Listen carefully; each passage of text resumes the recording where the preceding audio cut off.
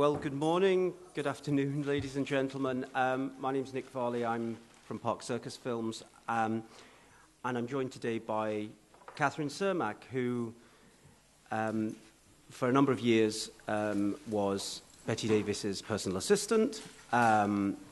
She now co-runs the estate of Bette Davis with Miss Davis's son, Michael Merrill, and she's also founder of the Bette Davis Foundation, which maybe she'll tell us a little bit about shortly. She's just written a book about her road trip from Biarritz to Paris and her time with Bette Davis, and she's here today to, well,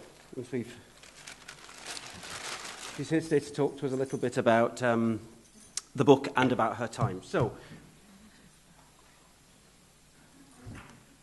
give me 1 second. She has got to be. Anyway, she's saying hello to all of you. Yes. So, would you say she would love to have a photograph of all the audience? She'd love to put it on her Facebook page. Misty has a Facebook page. I don't, but Misty does, with over 1 million fans who still adore her. So, thank you all for coming, because she loved Italy, and she loved Italian food. And so she's really honored to be here, as I am. Well, for the benefit of the people in our audience who perhaps haven't had a chance to read your book, do you want to just very briefly tell us what your book is about, and we'll take it from there. All right, and then you can stop. Exactly. Okay, perfect. First and foremost, before, Misty made me promise that I would write our story. Okay, because in a position of the people I work for, I see a lot of things, but they always stay with me. Being from the film industry, there are so many books on Bette Davis, but when you live with somebody and you know them 24/7, it's basically, I was with Misty for the last 10 years of her life.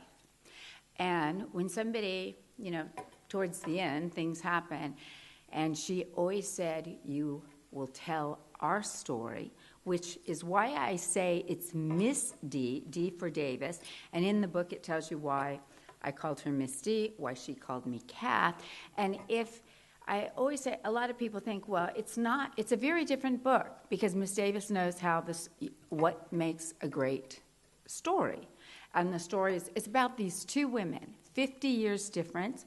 One, I was 23 when I first met her, knew nothing about the industry, but what does every child, and it doesn't matter if you're here in Italy, America, France, when you're 21, 22, you think you can conquer the world.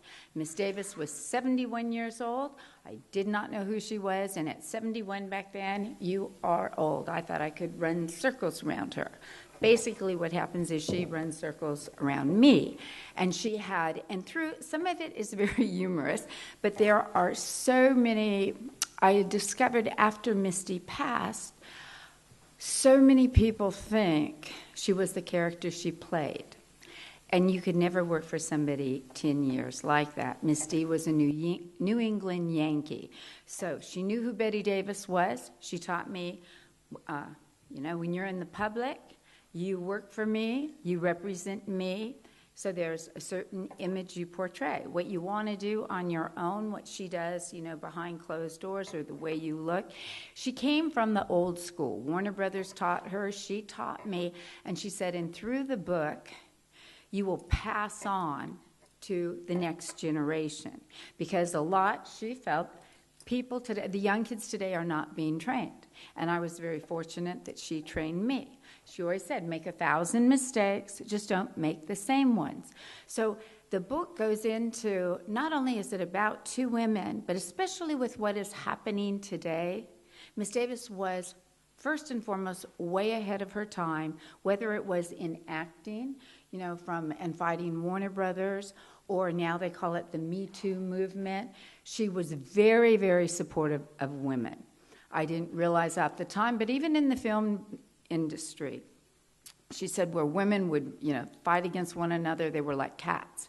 And she said if women could only learn from men supported other men. It was called the Old Boys Club. Well, now women are getting that way. But one thing I do want to be very clear, Miss Davis believed women can be strong. But this idea that's going on in America and going back, 30 years ago, somebody did this and somebody did that. I mean, come on, women. We are, that casting couch existed in Miss D's time. She taught me about it. So if you want to go sit on it and play that game, then don't cry wolf, Or you can be very strong and just let him sit on the sofa and go sit on the chair. So the book, that is one thing. Okay. Sorry, I can, yes. And of course, yes. the book also concerns this wonderful road trip the two of you took. Oh, that's everything. Everything from is Biarritz. Yes. So, but what I just want to ask is, you've alluded to, you being a young Southern California girl. You had worked for, some very interesting people before that. It wasn't, this wasn't your first job, but, There was only one. Yeah, well, you were this young girl. You suddenly turn up at this apartment in West Hollywood. Right. You have, a more formidable lady you possibly couldn't imagine to have to go and work for. But you weren't only working for her, you were living with her. And not at that time. When I first met her, I was not. She was my ticket to England. I had never been to London. So you took the job for a trip? That's absolutely right. It was not for because I didn't know the film industry. And you didn't know really who Bette... and I didn't know who Miss Davis was, but she was going to England, and I had graduated and created the first work-study program in Spain. Hard to believe, but this is a time hardly anybody took planes. It's to call home, you couldn't do it. It would be like a fortune. You wrote a letter. It's those those little single sheets. Email. So, it's like 40 years ago. Times were different. Okay, but Yes. Nevertheless, and you weren't familiar with Bette Davis's work. No. The world was very different then. The films were not all readily available, and you were a young girl fascinated with things of the late 1970s. I was studying to be a doctor, clinical psychology. Tell But all about people. Yes. All that said, even with not knowing all those things, Bette Davis was still a formidable character. You must have been petrified working for her. No, because I think when you're young, and remember, I had already spent 2 years abroad. When you are young, I had already worked for Carl Rogers, or studied under Carl Rogers, Jane Goodall, worked for the Shaw Sister of Iran. I was not influenced by that. And certainly, she's 71 years old. I don't know the film business. I wanted to see the world. When you're young, you can think, you want to make your own mark. I always believed I was going to do something. And if I was going to be a photographer like my father, it's not just a photographer, I'd have to be the best photographer, National Geographic. That's what, young kids, when you're young, the world is your oyster. Your book details a number of instances of, I think, you've referred sort of in our other conversations about Bette Davis training you. She was obviously a woman of standards. And as a young girl, and your book alludes to this, these sort of strange ways that you were coming into how to dress for cocktails and how to boil an egg and... That's after, do you know that? Everything happens, think of, if you're Miss Davis, you're 71, you just need to get the girl. Take her to London, okay? Miss D thinks I know everything because I worked for the Shaw Sister of Iran, right? So she thinks I'm used to travel and all the five-star hotels. No, I was used to Europe, the hitchhiking, maybe staying in a one-star hotel. But because of my previous experience, when you work for royalty, and back in California, the only princess was Cinderella or Snow White from Disneyland because I'm Southern California. So, we didn't know all that. But in Miss D's eyes, she never asked. She asked me 3 questions. Can you cook an egg? Who can't cook an egg? Well, I thought it was hard-boiled, so I learned I didn't know how. What my birth sign was. I'm a Libra, and I'm thinking, you come out of college, you have studied after, 18 years, and really you're going to ask me what my birth sign? I thought that was absolutely ridiculous. And what did I know about the film industry, which was absolutely nothing? And she said, good, I will teach you. And you're a Libra, I'm an Aries. Isn't that great, Wes? Because the balance. Okay, I had no idea. And was she a very spiritual person? She was in her, spiritual in that, I mean, she grew up a Protestant, but no, there are times she would just be talking out, and I kept used to go, I thought, okay, either she's talking to herself, who in the world is she talking to? She's looking up there, or, sometimes when she's working, doing a part, I would never ask those questions in the beginning. But now after you get to know somebody and you learn, and then she was telling me there's always a higher force up there, and how do you think, how it comes to her. She never understood when she would get on stage in front of all these people, because I said, how do you know? How can you remember all these? She said, it just happens. And it is true. If you've ever seen her come on stage, my first time, I'm so used to seeing her every day for a year or two. She never took me out, because until I knew, and you'll learn in the book, everything was a boot camp. She always said she had a hunch, but those first 2 years, it really was, because I think by the time you needed to prove yourself, so many people had been used. By the time you're her age, you learn you need to be grounded, and yes, you put up walls. And I used to say, well, how do you know who your good friends are? I mean, there are different degrees, there's different levels.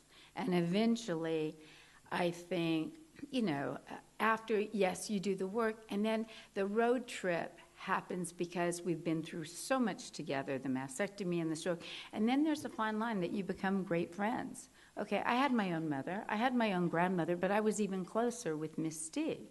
And that's the other part of the book, is saying to young kids, okay, so if it's not, there might be somebody else, or pick up the phone, because you can learn.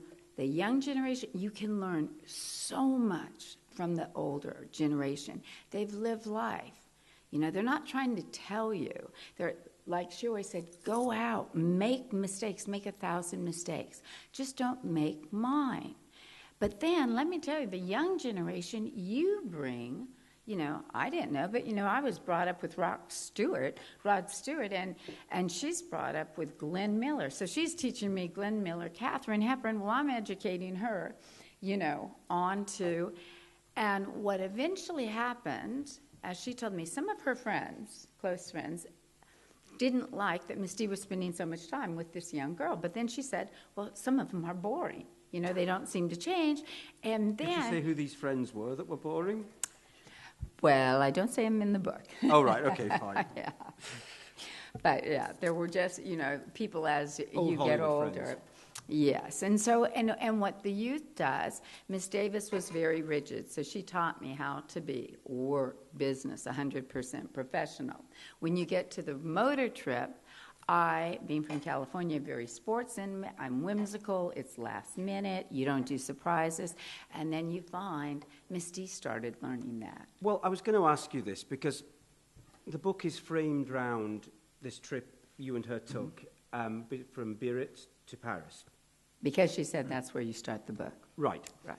And this is after she had the mastectomy and the stroke, and yet, if we have a view of Bette Davis as someone who's always very controlled and organised, and everything had to be so, and here she is just throwing caution to the wind and getting in a car with a map on her knee and pointing, telling you where to go. Oh, well, the biggest also is she came to Paris because the daughter that she loved more than anything in the world wrote a book about her. And when Miss Davis had the stroke in the hospital, the doctors told me and her attorney, Harold Schiff, and Mike and Beattie were in the same room, but they went off and said whatever Mike, they said. Son, and Beattie, her son, daughter. That Miss Davis had 3 weeks max to live. She was never going to make it. The stroke, even though we wrote this and that, we made very light about it. I used to always say, why are you making so light? And she said, because... She said, once I'm gone, you can tell all the truth. But that's not what the public wants. They do not want to hear, the details of what one really goes through. But what actually happened, that to her, and her daughter should know this more than anybody. The one thing, Miss Davis, I would say, the only thing she was predictable about was being unpredictable. She could beat all odds. And when Harold, and I tell it in the book, the doctors are telling me, you know, go get another job. And Harold said, nobody knows Bette Davis. Like, you know, he has seen her. He said, don't give up on her. She will pull through it. And, you know, when you're young, you don't know.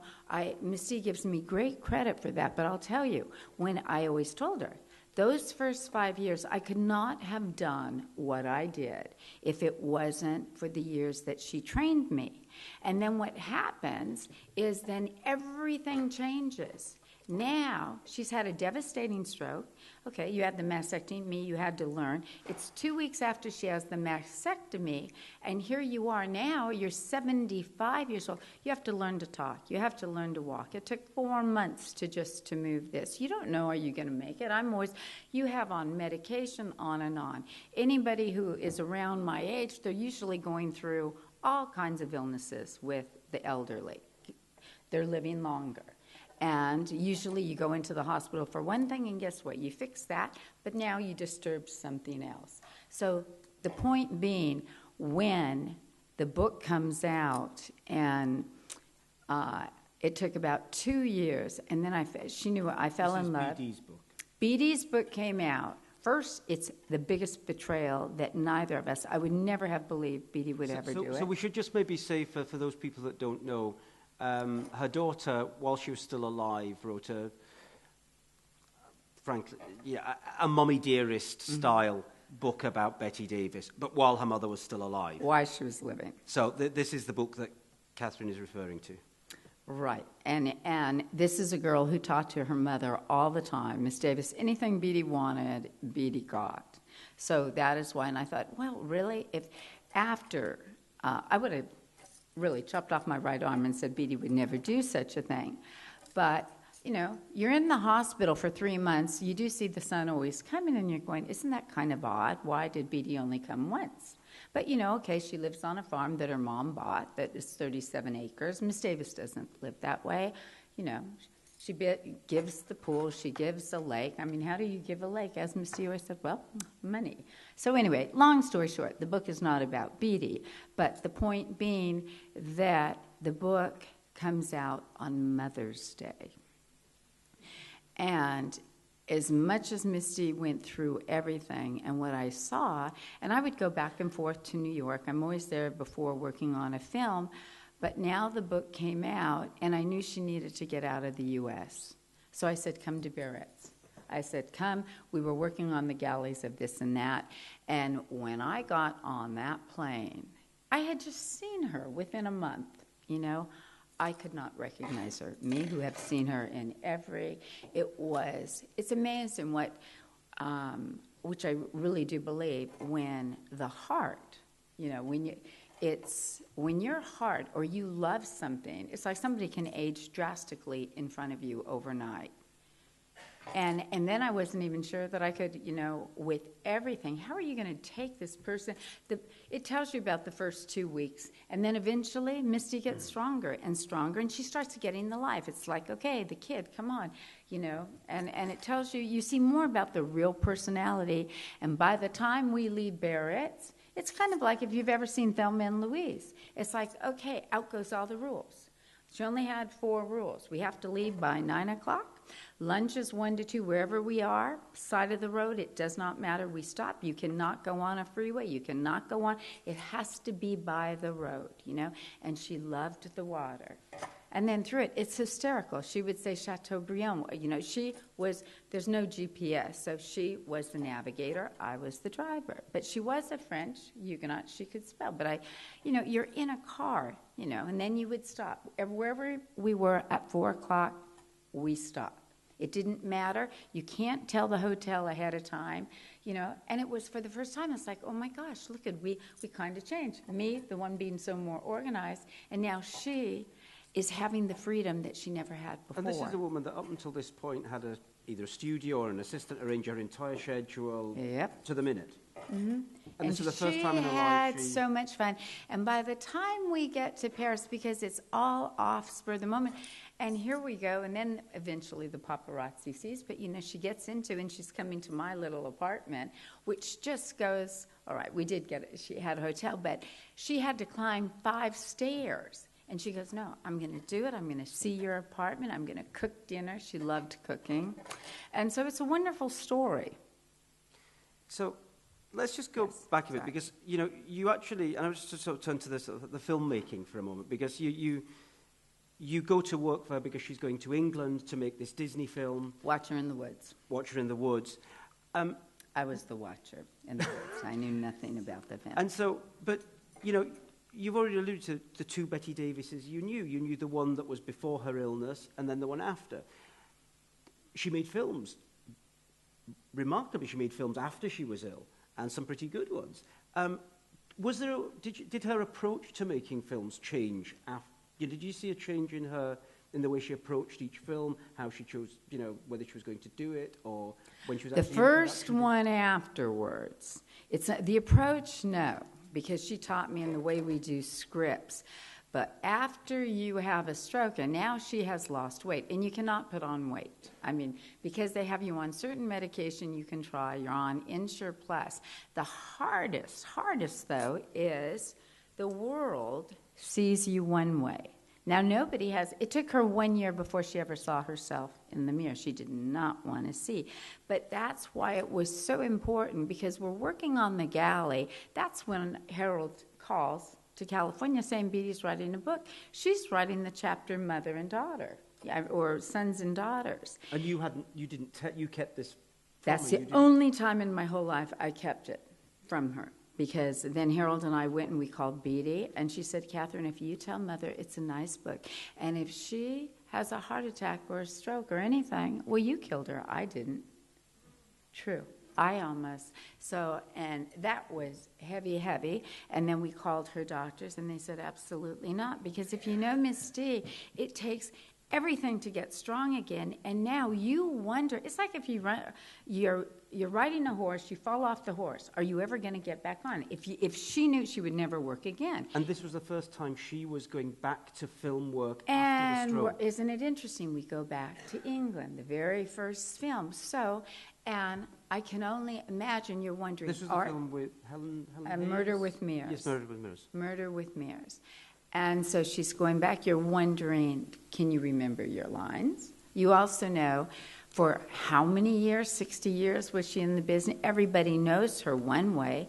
Now, everybody's going to see her another. Nobody had really seen her up until then. It's not like she had gone to the Oscars, so nobody really. This is the first public. This is the first public, and, you know, it takes some getting used to. But, so you better believe her nerves, absolutely, so was I. I mean, it's, and was you know, she you sure don't about know. going back to film work after the illness? Of course you are, but she loves it. Of course there's that fear. You always, but as she always said, people, you will have fear in life, but you face the fear. That's the hardest. Face your fear. Once you face the fear, okay, then you're going to see. But if you don't face your fear, you're never going to know. So she did, and I'm sure, people on the film set, you know, it's the first time you're seeing her. It is a change. You know, that's inevitable. People, to me, not really, because I'd seen her, you know, daily. So I think she's looking great. To other people, it's rather a surprise. But then once she gets into her character, I don't know what happens. But then she becomes she becomes the character. Do you know? And then she knows. So Helen Hayes is from the theater, right? So Miss D and I go on the set, and you'll see in the book, she taught me everything from the beginning in the first 5 years. Helen Hayes was already there. They leave Helen Hayes, she's a very big actress in her own right, should be highly respected. There's no assistant. Nobody was taking care of Helen Hayes. She just sat. Nobody would get Helen Hayes a glass of water. And Misty said, you know what? You go over. Go help her. Make sure she gets her lunch. Get her this. Get her that. Because Misty, even after all this, and, you know, within a day or two, Misty is back to being herself, you know, right on. The first AD is asking her, what do you think's going to get done? How many? The director is saying this, and she's always right. She always knows. And then she starts loving it. But you can see, if anybody, even if now you go on to YouTube, you were asking me, is there a change? look at the very first interview. She has the stroke in, I think, 1983. Okay, so now we have to publicize the book in 85. Now, this is not when she's in character. Character, she becomes a character. But when you go on and you're doing an interview, all of a sudden, her very first one, she's looking kind of like down on the ground, you know, and not like she's conscious of it. I wasn't conscious of it. And then you start, it's like anybody, you start seeing, then she does another one. Maybe it's Davy Letter. And then before you know, there starts coming a change, and then her eyes start getting, and then you look at her before the stroke, and then let's say 4 years later or 3, she becomes, there is a change. It's almost like she becomes like a queen. She's very direct. She doesn't mean to be rude. She just cuts you off. She doesn't. It means she's finished, you know? She just says whatever it is. But it's the way she commands. You know, there's a command there that I had never seen before. And that happened after the stroke, and don't ask me. And do you think that was maybe some form of compensation because... I think, you know, after everything that you go through, you have now faced life. You were supposed to. Truth be told, she actually did go. I was there. Those monitors, boom. They had to bring her back. So think of how close okay. And then I said, well, there you are. We got to figure out why you're here because you're not supposed to be here. And absolutely, you know, when somebody goes like that, you're 75, really? You've had all the awards. Do you really want to live? No, many times. She wanted to die. She kept saying it. But I'm like at my wit's end. Then finally, I can't take it anymore. Then die. You want to die? Go ahead. You just die because I'm done. And then that's when, you know, it's gone too far. Kids do that. I mean, everybody does. You can only take so much. And not that, but because it's so hard, it's hard on her going through it, but it's hard on whoever the person is, whoever is it, if it's the family member, whatever. And you do understand, and then something magical then starts happening. And then all of a sudden we both agree, okay, we will fight. I will not give up.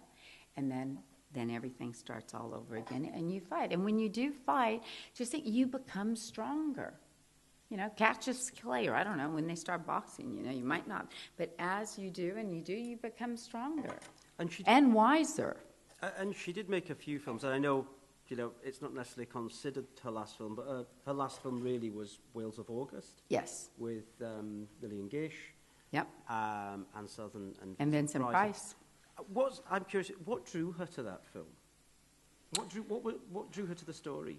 She liked the story. She was playing a blind woman, although she always said, and she always said this too, you have Whales of August. Isn't it interesting? You have the title, and there's not one whale in the picture.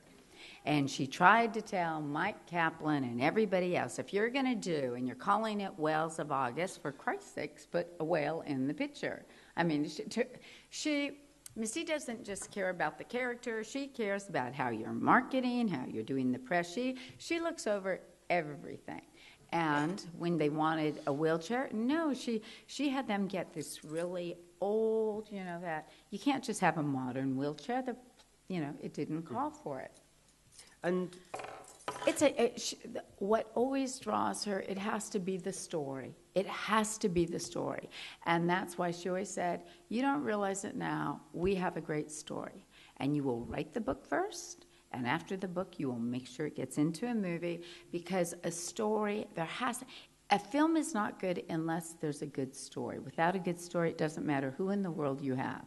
You need to have a good story. Well, talking of good stories, yes. And after this I'm going to open it up to the audience and hopefully there's a few questions. Talking of good stories, we saw Whatever Happened to Baby Jane the other evening. Right.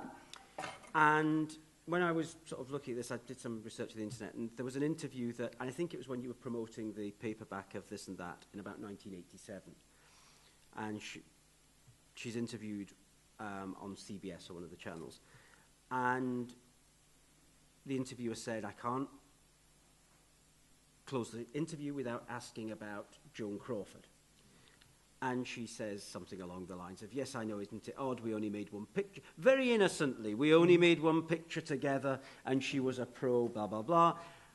But the parting of the ways came when she campaigned against me for the Oscar. That was, 25 years later, after they'd made the film. It was obviously still a very sore subject with her, and yet Always was. never on the record. Always.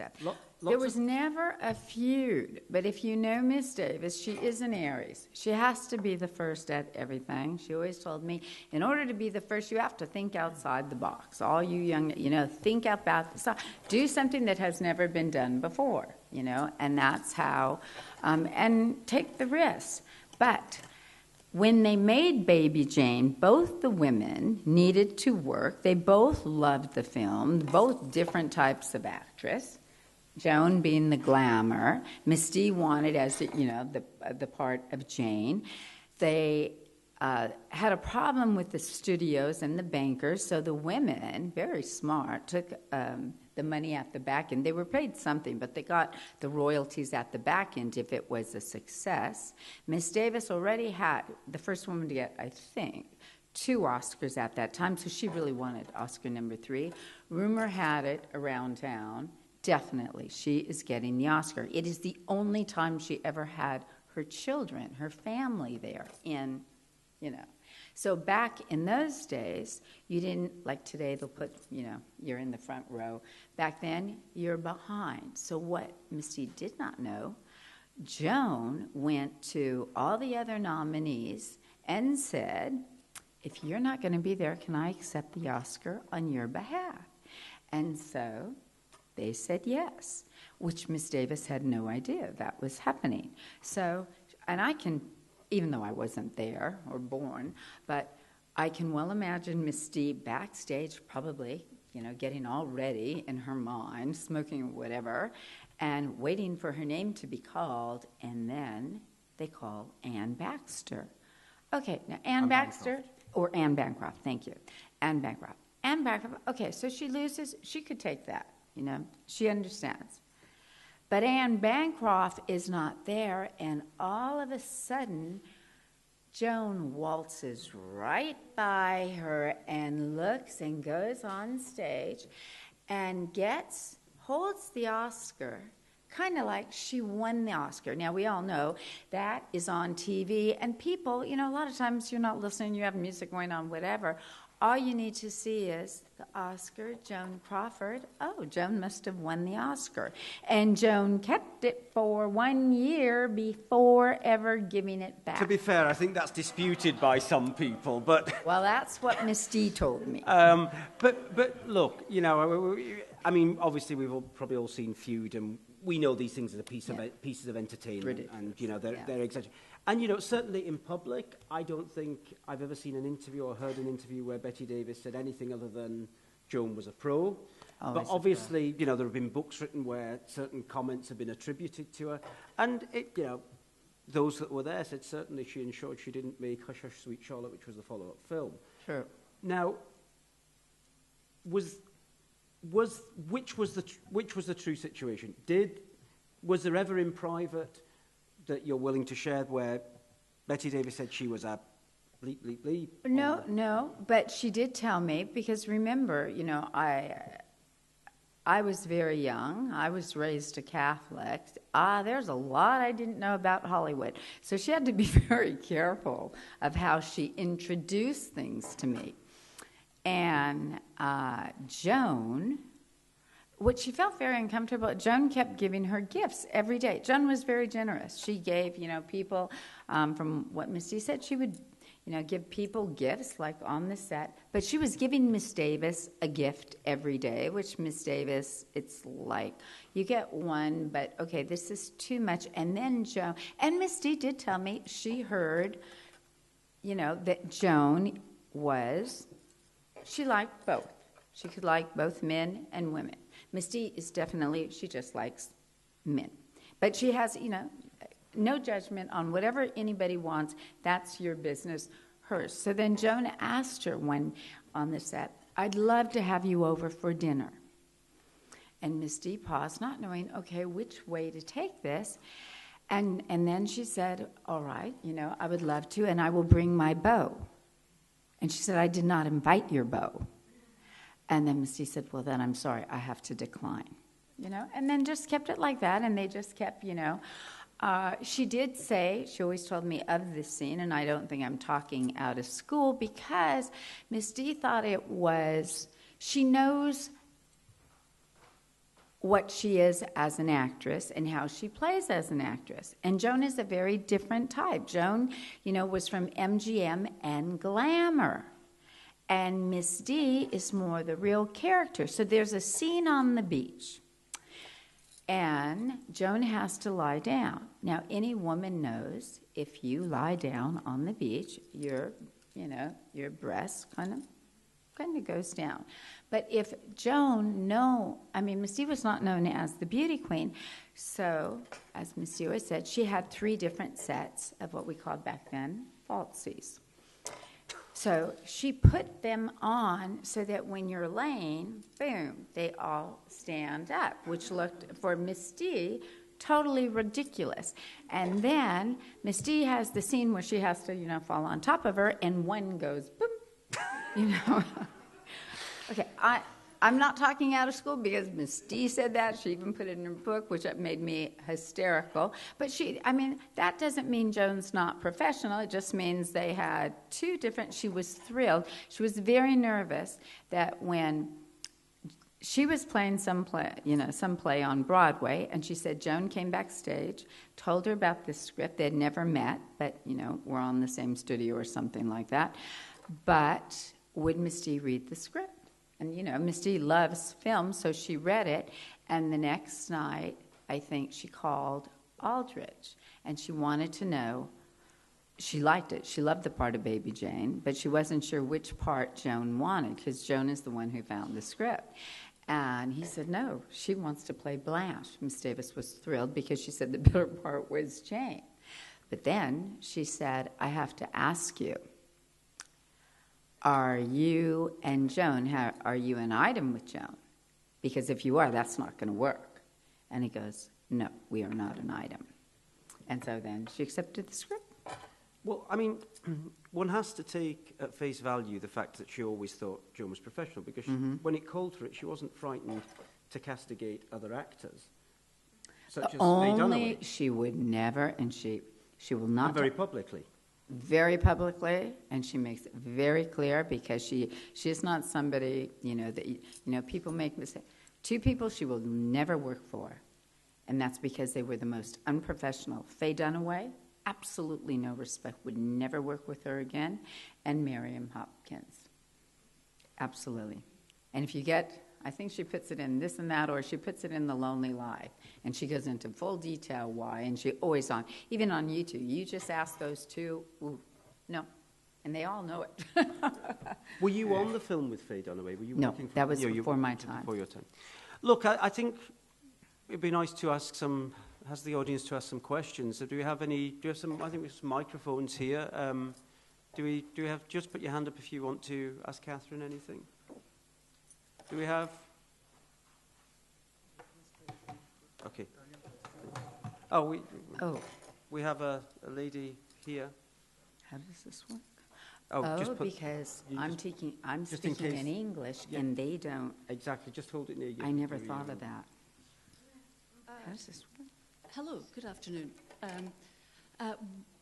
Were you working with Miss D when she was working on Wicked Stepmother?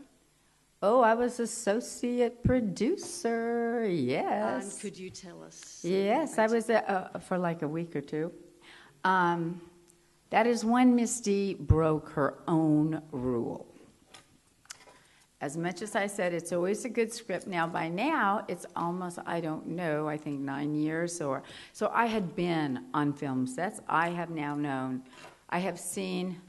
She's my mentor, so I understand the lighting, I understand the scripts, I know all of this. So his name was Larry Cohen, and her agent, and he approaches Misty. Okay, it's called Wicked Stepmother, and the difference is, he said, we meet with him, but it's the first, he was going to make me an associate producer. And by now, Misty thought, okay, I've done interviews with her and, all of this. I know enough now about the industry. So we discussed it, and I thought, okay, well, I certainly know, so I can handle this end. Misty, she can handle that. And together, after a long time, we thought we're invincible. We have conquered everything. And actually, so I went to Mr. Cohen, and I said, if you think you are giving me the title and you are giving me the money, I will be 100% hands-on, 100, because it was really important to me. And there's a funny story, too, because now I take my job very seriously, just like Miss D, but now I'm the associate producer. So I still have to run lines with her, right? Cue her. And so I'm cueing, and I don't like the way she's doing her lines.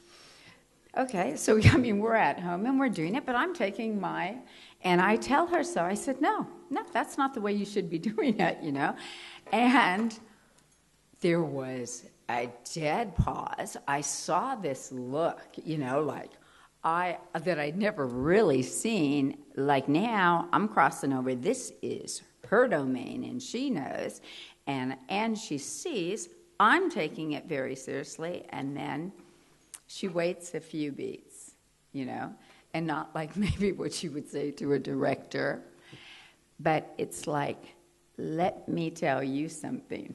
I understand you want to know, and you're an associate producer, and maybe you're right on this, we are not, but you are not an actress. You are not the director, But it was amazing. All of a sudden, it's like the young kid, okay, I'm trying to do the best I can. So this is the truth that went down, because Miss Davis could be very clever, too. I am there every day. Okay, Misty isn't, because she has certain parts. But we do the research. We go through all the costumes, everything. So she goes home, right? But I am still there. I'm there at night. When Miss Davis makes a film, and she had the power, you freeze the script. It's none of this, okay, you ad-lib, and, unless she wants rehearsals. You do the rehearsal. You prepare. Everything gets prepared. And there's one night, and there's Colleen Camp and whoever the other person is. And, you see in the script how the set is, and everything is changed. You're changing the whole scene. You're putting in Joan Crawford. You change the pages. Even though Miss Davis isn't in it, you have now changed the script. So obviously I'm going to go home late that night, and I tell Misty, because even though as associate producer, I'm doing my job. Well, she goes the next day, fine. Misty normally never, ever sees rushes. The only thing she likes to see is the first day, how is the makeup, how is the hair. She calls for the rushes. Okay, he's like, well, why would you want to see rushes? You never see it. She said, I want to see the rushes, and I want to see yesterday's rushes. And so then, you make mistakes. And Misty said, that's fine, I'm going to wait. I'm not leaving. So I'm not leaving the set until you set it up. So eventually, okay, then he gets on the phone with Harold. In between, I'm calling Harold for the first time. We have a problem. There's, why would you not show? And obviously, Misty already knows why he didn't. We see the rushes. And that's all Misty needed to see, is all of a sudden, that's it, we leave. Okay, she walks off. The next morning, oh my gosh, she had the most, her tooth, she was in agony. She had to go to the dentist. Now we have to go to New York. There is insurance on the film. And, it's just one of those things. So that's basically, and now we're in New York, and she is seeing Dr. Prince, and, the story as it goes on and gone. And there is no way in the world Miss Davis was ever going to. She said, you can sue me all I want, And so then what she did is she goes beyond Kaplan, and she calls the head of the studio, because they're friends. And she said, I will never go back. That's it. you know what, I will never go back. I'm telling you now, you only have 1 week. You're going to recast it. They had a working, you know, they respect one another. He did this. You know me.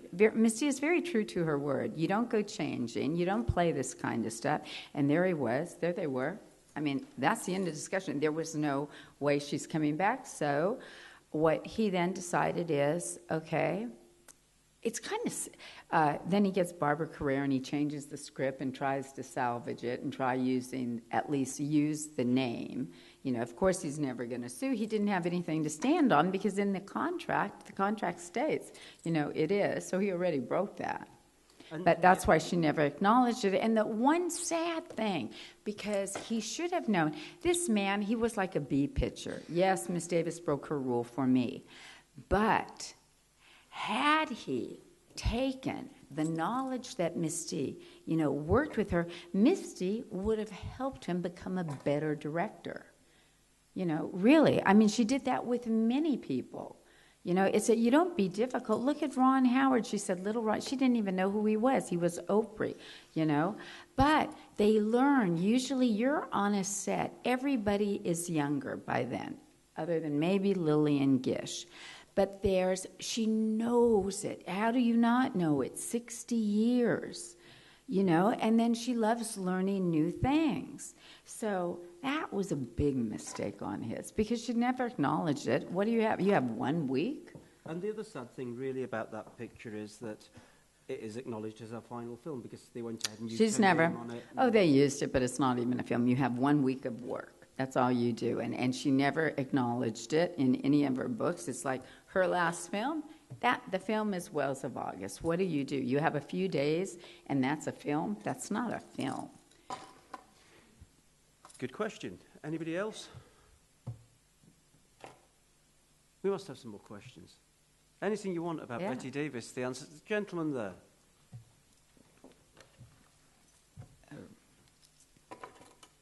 Do you think, in a way, it was an advantage that you hadn't seen Bette Davis in films?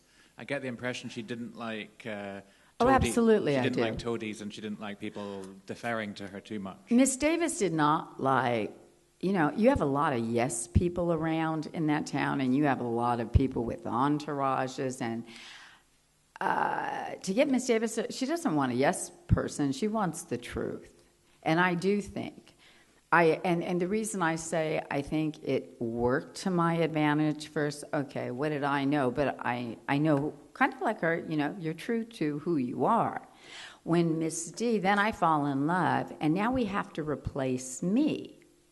So I am interviewing all these assistants.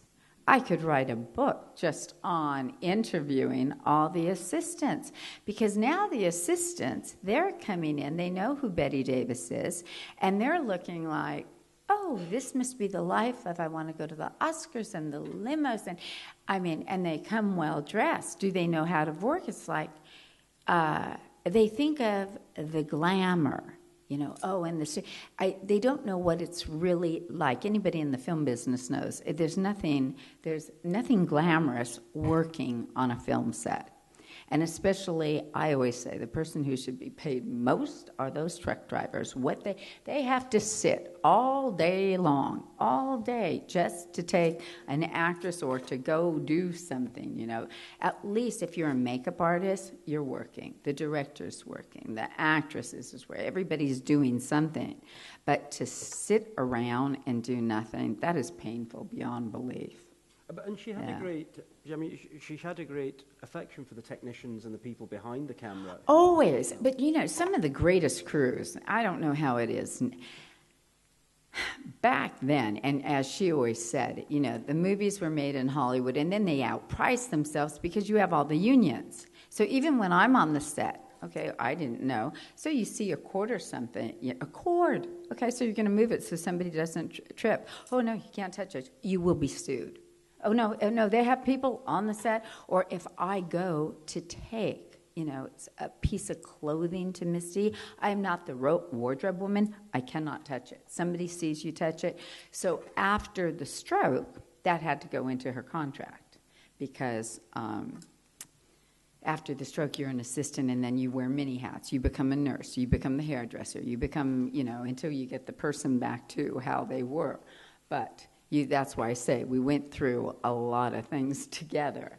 But in Canada, it was very different. Canada, the crews in Canada, they all work together. And it's nice because when you have a crew that works together and, the director works, it's nice that if you want to make another film, you have the same crew together. And everybody has that kind of mentality and they want the best. The other is when Misty is on a film set and it's a whole new generation. And so it was new to me. It was new to some of the people. Like at that time, she had the power to choose who the director is, who the actors are going to be. White Mama, perfect example. The first real film, and I say real film, yes, it was Watch Her in the Woods, but she had a small part. So now that's how I really got the job.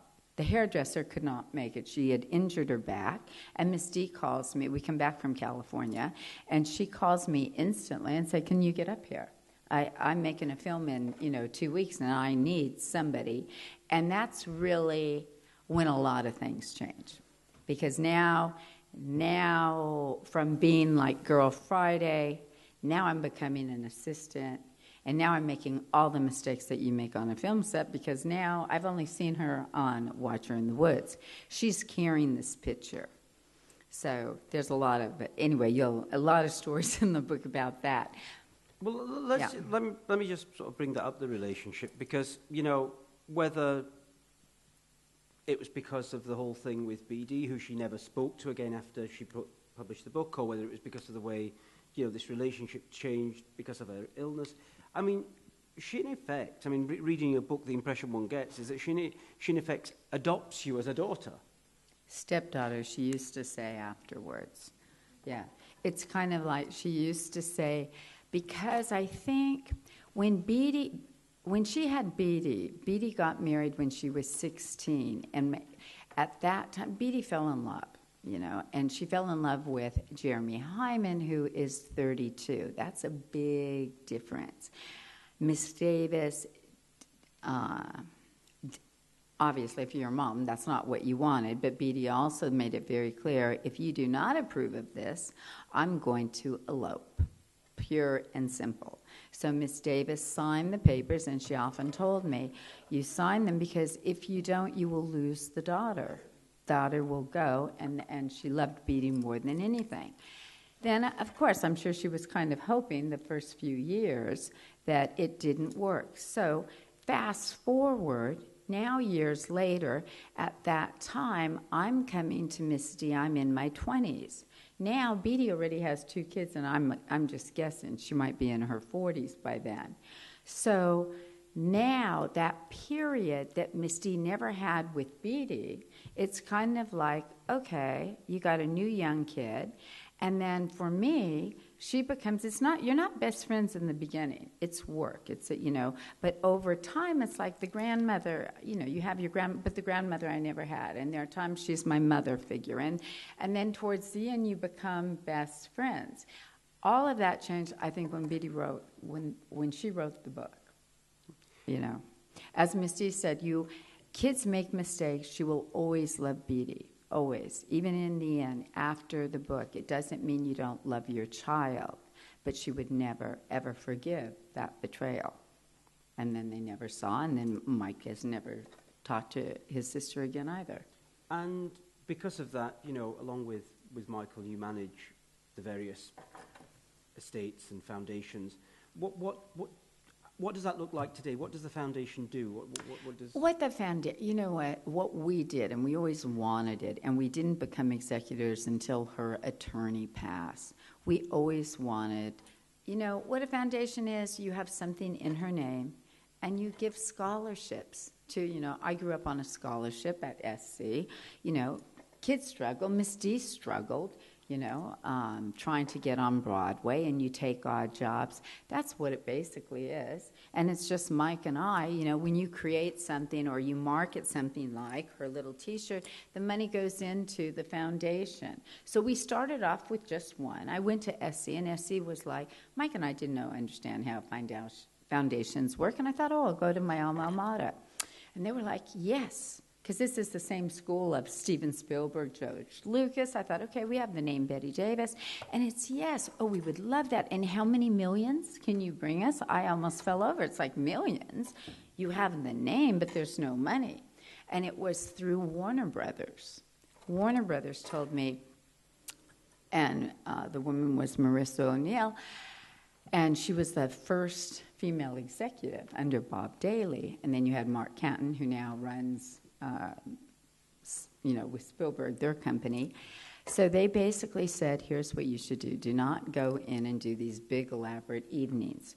Choose the university. We knew it was BU because that's where Ms. D's archives are. You create the foundation. I created it by selling the Oscar. Mike and I each got an Oscar. And I never understood why Miss D, she always said, each of us would get an Oscar. And it's like, I didn't earn the Oscar. I don't need an Oscar. And she always said, you're going to know what to do with it one day. Because she could have left it to the Academy. But at that time, she was very upset with the Academy because they were using people. You got, as she would say, and a lot of times towards the end, you're getting awards not because you earned it. It's because your name will bring people in. And in the book, I tell you about, Cannes and all of that. So getting back to the foundation and the Oscar, when they told me, the Academy did not like that. But they can't, I could auction it off because there's a rule, and it fell under the certain rule. And so Hollywood, what do they say, is you're never going to work in this town. So I made a deal with Christie's that first and foremost, you have to give me the cover. It has to be something different. So you see this beautiful, catalog, and it's in red. Red is Ruth Elizabeth Davis, spells her name. Using Miss Davis's own handwriting. It's never been done before. You would really think the whole catalog is on Miss D. It isn't. I always do this. Then they gave me one page. So on one page, it's Miss D and I, as she would say, you stand tall and firm. And then the next page, I explain who Bette Davis is and why we're selling it.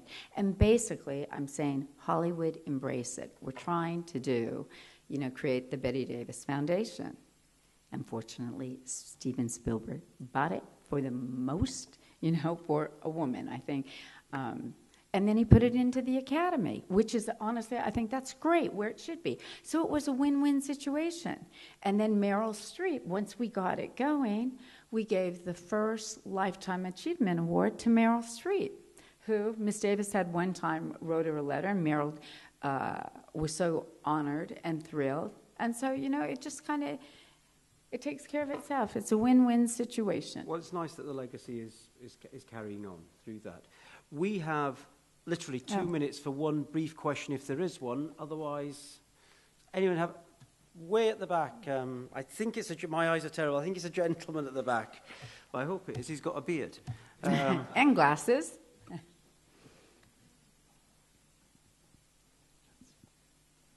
Hi. Miss Davis made a movie in Italy in the 70s. I don't know if she ever shared memories about this experience. I don't know. Okay, something scientifico. Yeah, lo scopone scientifico, yeah. With Alberto Sordi. Oh, she did. Oh, dear, she did. Yes. Okay. Sorry, I didn't want to put she you. She did. Oh, yeah. Now, who was it? Was it the actor or the director? She did not get along with. Right. You must know the story. I don't, actually. Oh, no, there's a good story there. You're right. Can you tell it in 2 minutes? I can, but I can't really remember it. I know it's in The Lonely Life. You know what? If you give me your email, because I have The Lonely Life on my computer, I will tell you the story. Because she did. I remember it had something to do, and also something to do when they did the dubbing. Is it that, now wait, in English, is that the anniversary? What is it called in English? Does anyone have the English? I must admit, I'm not familiar with the film. Oh, I do know it. Yes, I do, because, yes, he's right. You're right. Okay, There is well, a there's a story that deal. she If did you not. If pass on give your me, email address at I the end. absolutely will go back this afternoon, and I will tell you, honestly. But please, we don't need a queue of people with email addresses asking questions. Look, Kathryn, thank you Yes. very much for coming and speaking to us and sharing your memories. We do wish you well in your endeavours for keeping... Oh, no, Bette I Davis thank in you. mind. Hey, this is Misty, and one thing, and I always say it's Misty because you need truly to know, every quote, this is taken from her words. It's not like, oh, I remember this or that. It's taken from over 40 tapes that she and I made. It's letters. I have over 400 pages that I had to transcribe. So when you hear it, it is absolutely, you're hearing her voice. There's no question. And somebody, I think, once said, how can you remember? There's no way I could remember. But when you do, and many people said that knew Miss D, and if she says something twice, and I would not let the publishers change it, because she's making a point. When you repeat something, you know, there's a point to it. So, and there are times she's absolutely hysterical in it. Well, so thank you all. She would be here. I'm sorry, but she would just be so thrilled. Well, thank I you always for say coming, she is in and spirit. I'm sure everyone's enjoyed listening to what you've had to say. Oh, So thank you very much. Thank you for having us. Thank you. Thank you. Thank you. He was terrific, let me tell you. Your questions, they're really terrific. Hopefully we'll get this in a movie and we will be back. We look forward to it. Oh, there's your Kathryn. Oh, thank